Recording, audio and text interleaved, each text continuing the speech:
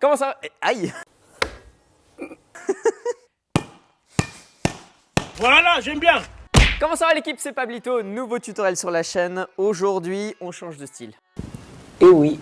Bah ouais, ça fait 2 semaines qu'on mange Gucci, hein, qu'on voit que du lower. Moi, j'étais content.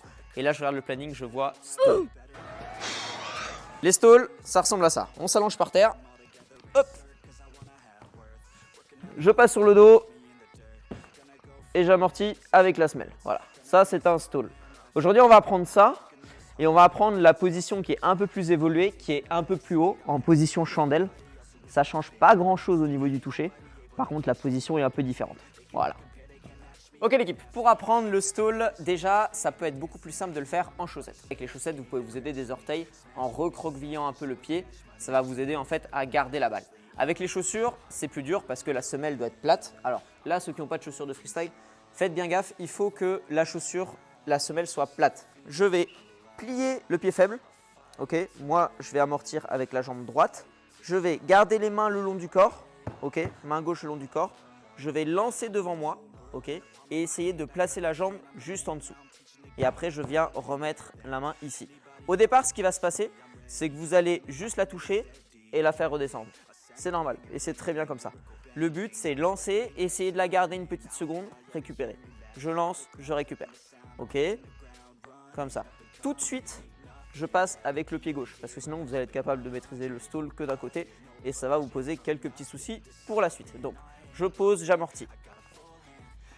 Ok. Voilà. Quand ça devient plus facile, je peux allonger les mains par terre et garder le stall. Une fois que vous avez maîtrisé avec la chaussette, vous passez sur la chaussure, vous travaillez par série pied droit, par série pied gauche. Et une fois que vous avez réussi à bien maîtriser la balle avec le pied droit et à maîtriser avec le pied gauche, je peux commencer à essayer de jongler. Donc, je passe ici, pied fort, j'allonge les mains, je vais décoller le deuxième pied. Ok. Et là, je vais essayer de faire juste un jongle et récupérer. Voilà. Cette version-là du stall qu'on vient de voir, elle est plus trop utilisée en compétition.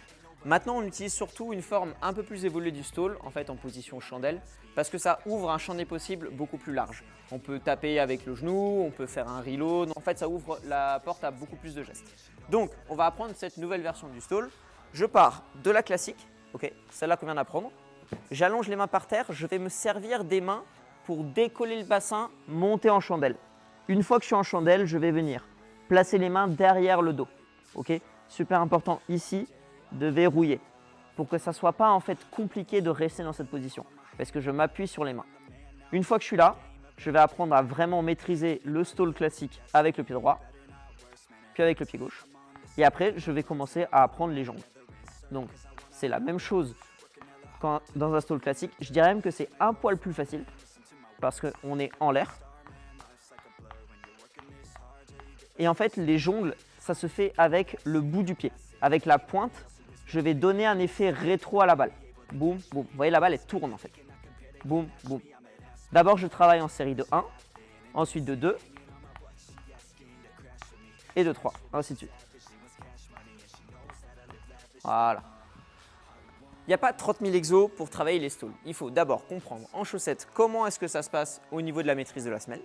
Une fois qu'on a compris ça, on passe avec la chaussure, okay, ce qui est un peu plus dur. On commence à travailler le jonglage.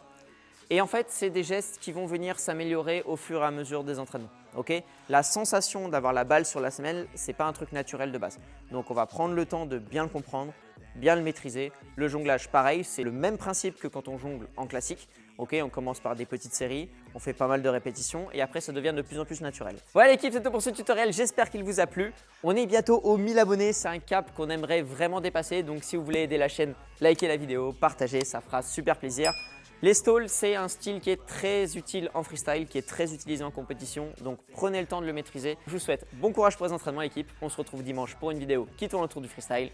C'était Pablito, ciao.